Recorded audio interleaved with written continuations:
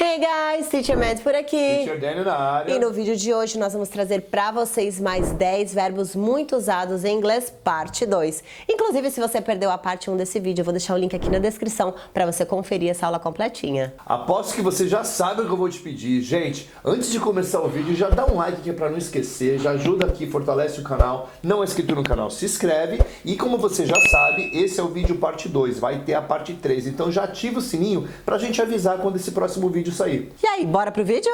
Let's jump right in.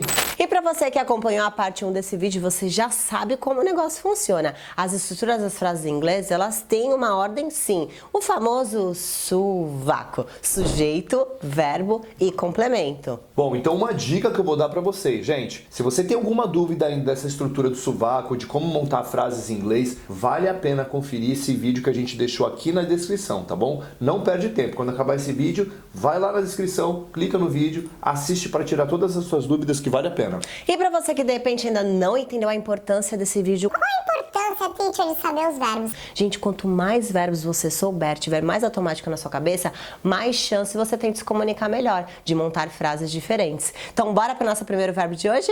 Let's jump right in. E o nosso primeiro verbo de hoje é o verbo call, de conference call.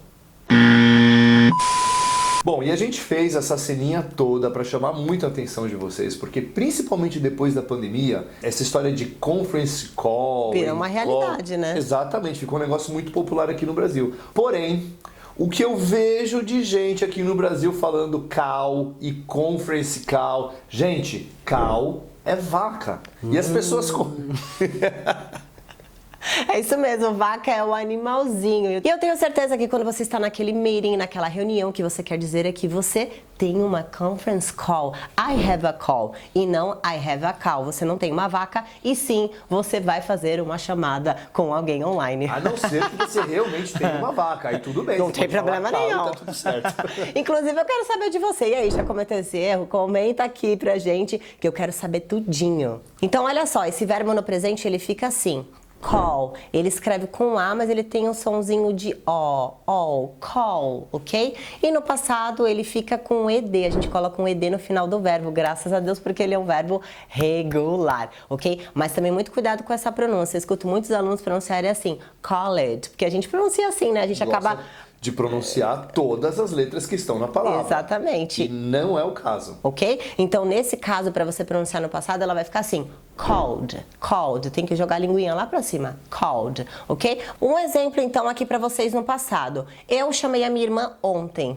Okay, so in English you're going to say, I called my sister yesterday. I called my sister yesterday, ok? E olha só que legal, esse call ele serve tanto para chamada telefônica como chamar a pessoa de verdade. Uma outra maneira também que é muito usada é quando você de repente está conhecendo alguém, aí você já está naquela intimidade, curtiu a pessoa, aí você quer falar assim, ah, você pode me chamar, e você tem um apelidinho, você tem um nome diferente. Por exemplo, no meu caso, meu nome é Amanda, mas quando tem mais intimidade, fala assim, you can call me Mandy, you can call me Mandy, ok? You can call me Danny, ok? E no sentido de, você pode me chamar de Dani ou Mandy. E o nosso próximo verbo é o verbo lose, que no passado ele fica lost, e ele significa perder.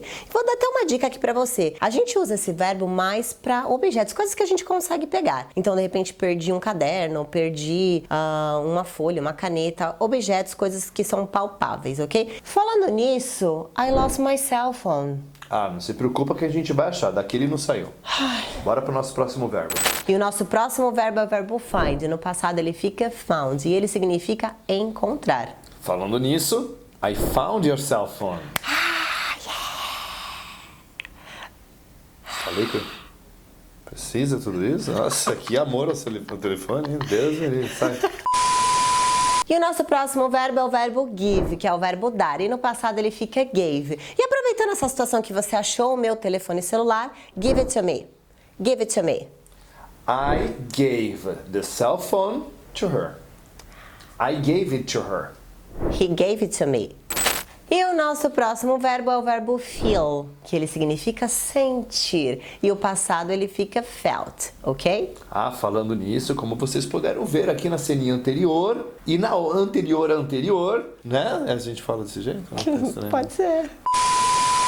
Retomando o raciocínio, como vocês puderam ver, quando ela perdeu o celular, como é que ela ficou? She felt super upset. Ok? Upset, chateada. Eu fiquei muito, mas muito chateada. E é muito legal sobre esse verbo, porque a gente pensa assim, no fiquei. Muitas vezes a pessoa acaba usando o verbo stay para isso. O stay a gente usa para lugares. Quando a gente fala de sentimentos, a gente pode usar o verbo feel, no passado felt. So, I felt so upset, ok? E depois que achou o telefone,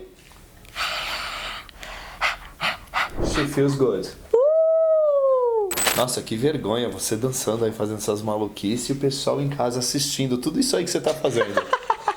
Falando nisso, vocês sabem como falar isso em inglês? Vocês aí estão assistindo o que a gente está fazendo aqui? Essa papagaiada toda? Pois é, esse é justamente o nosso próximo verbo, que é o verbo Watch, ok? Watch. Ele significa assistir, que é o que vocês estão fazendo agora, e no passado ele fica watch it. Graças a Deus, mais um verbo regular, só colocar o ed no final, ok? Então vamos lá, vamos pegar um exemplo real. Eles já assistiram nossos Aliás, outros espero vídeos. que sim, né? Se vocês acompanham a gente já faz algum tempo, espero que vocês já tenham assistido outros vídeos. Se não assistiu, não tem problema, corre lá no canal e começa a debulhar todos os vídeos. Aí a gente perdoa. Então, para essa situação, in English we're going to say they watched our last video, que traz o sentido de eles assistiram o nosso último vídeo. E ainda falando sobre o verbo watch, que é o verbo assistir, gente, foi impossível não lembrar de Netflix, TV shows and movies, and of course, popcorn. I always want popcorn. E esse, inclusive, é o nosso próximo verbo, que é o verbo want, que significa querer. E no passado, graças a Deus, como ele é um verbo regular, a gente só coloca um ed no final e ele vai ficar wanted. Perfeito, e falando nisso, né, no fim de semana não foi diferente. Last weekend, we wanted popcorn. E falando em popcorn, tem uma coisa que eu gosto muito mais. I love pizza. E esse é o nosso próximo verbo. O verbo love, que significa amar, que inclusive já é um verbo pro teacher Daniel. I love you. E no passado, como ele é um verbo regular, ele fica loved. Loved. Muito bem. Só que assim, gente, tem uma coisa muito legal sobre esse verbo e é uma diferença entre o inglês, a maneira como eles usam o love no inglês e a maneira como nós usamos o love, o amar, no português, tá? Quando você vê alguma coisa na rua, alguma roupa, alguma coisa legal, a gente tem o hábito de dizer, por conta do nosso português, amei. Nossa, muito legal, amei. E a gente coloca o verbo amei no passado. Em inglês não é assim. Em inglês você vai usar essa construção sempre no presente. Por exemplo, vai ficar I love it. Se foi o vestido, o carro, não importa o que foi que você amou, você vai representar pelo it. Aí você vai falar I love it. Que traz esse sentido de eu amei, eu curti, eu gostei. Se traduzir para o português é isso, eu amei. Mas ele vai manter sempre no presente. Por quê? Porque no inglês, quando o assunto é comunicação, o importante é para que serve e como uso. Então a gente viu os americanos usando dessa maneira, a gente vai usar da mesma maneira. Eu costumo até dizer, porque Deus quis, aceita que é melhor, fica mais fácil. Gostei disso. E o nosso próximo verbo é o verbo like, que ele significa gostar e curtir. E no passado ele fica liked. Mais um verbo regular aí pra vocês. Ainda bem, né? Bom, gente, e o verbo like, ele é usado da mesma maneira que é usado o love. Então a estrutura vai ser a mesma, tá? Aqui no Brasil, quando você vê um negócio que você acha da hora, você fala, nossa, gostei. Passado. Exatamente. Em inglês, eles não vão usar passado para isso, eles vão usar sempre presente. E a construção vai ser aquela do sovaco, né? I like it. O que é o it? A coisa que você gostou. Se foi o carro, o sofá, o vestido, seja lá o que for. Ok?